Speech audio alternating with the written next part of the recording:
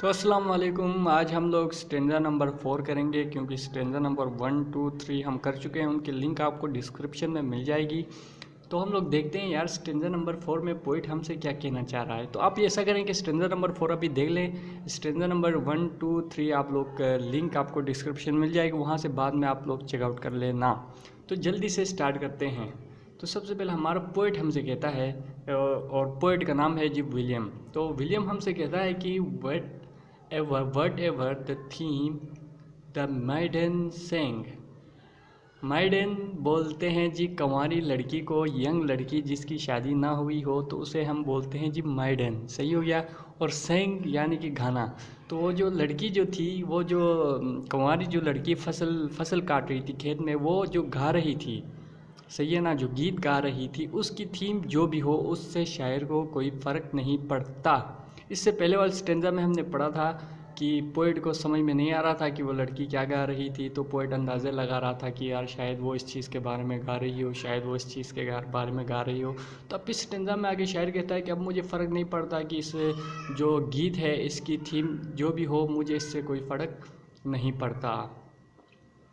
फिर आगे शायर कहता है कि as if her song could have no ending.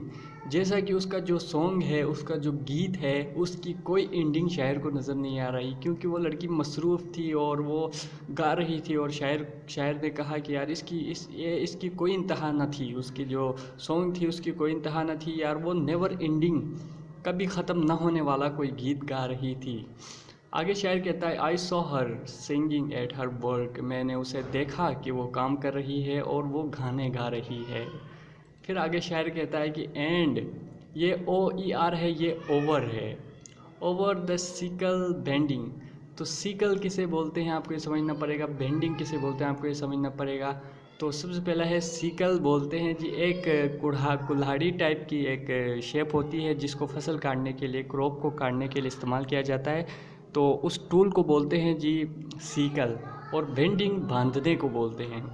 तो मतलब जब क्रॉप को काटा जाता है तो फिर उसके बाद उन्हें बांधा जाता है। तो इसमें यही बोल रहा है कि वो लड़की जो है ना, उस टूल से जिससे फसल काटते उससे काट रही थी और बेंड कर रही थी, और साथ ही साथ वो गाने गा रही थी। इन दो सेंटेंस का ओवरऑल मीनिंग ये बनेगा। ये दो अलग अलग सेंटेंस नहीं है, एक ही सेंटेंस है।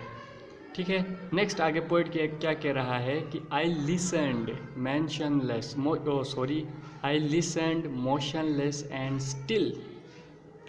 आई लिसनड मैंने सुना, मोशनलेस बेहरकत, एंड स्टिल और साकिन।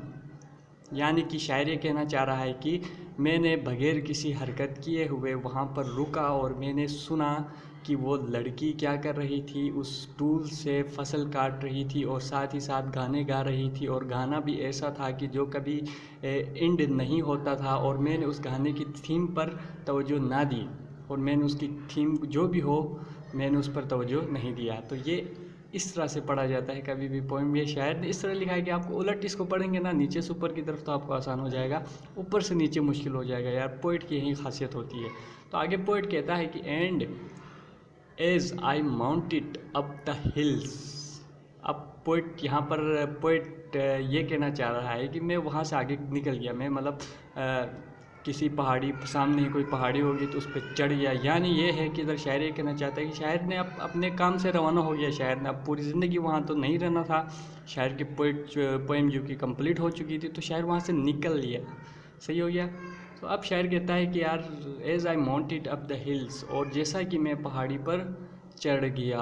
आगे शायर कहता है कि the music in my here I in my heart I bore.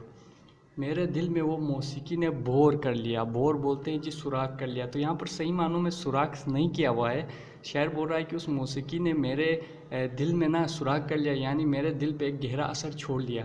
तो आपने ये नहीं सोचना कि सही मानों में सुराख हो गया है, तो सही मानों में सुराख नहीं हुआ है। तो कहना है शायर ये चाह रहा है कि उस मौसीकी ने मेरे दिल पर एक बड़ा गहरा असर डाला है। Long after it was heard no मोर।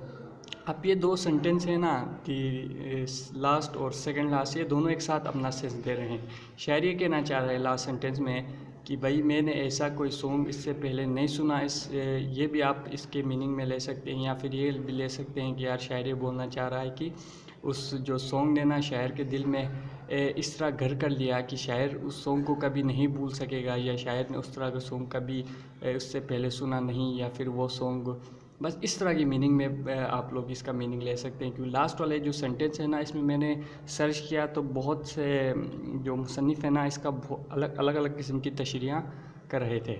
तो यही हमारी जो पोएम है, तो इसका मैं आपको जल्दी से खुलासा कर देता हूँ। सबसे पहले शायर ने बोला कि ये जो थीम था इस सॉन्ग की, इससे मुझे कोई फ़र्क नहीं पड़ता। वो जो कवानी लड़की गा रही थी, और उसका जो सॉन्ग था नेवर एंडिंग था, यानी कि उसका सॉन्ग ऐसा था कि जिसकी कोई इंतहा न थी। उसके बाद शायर ने देखा कि वो लड़की गा रही थी और साथ ही साथ वो फसल को काट रही थी और बेंड कर रही थी, और शायर ने वहाँ कुछ देर साकिन रहा और शायर ने उसके सॉन्ग को सुना। और उसके बाद शायर अपने काम से निकल लिया और वो एक पहाड़ी थी उसके ऊपर चढ़ गया आए।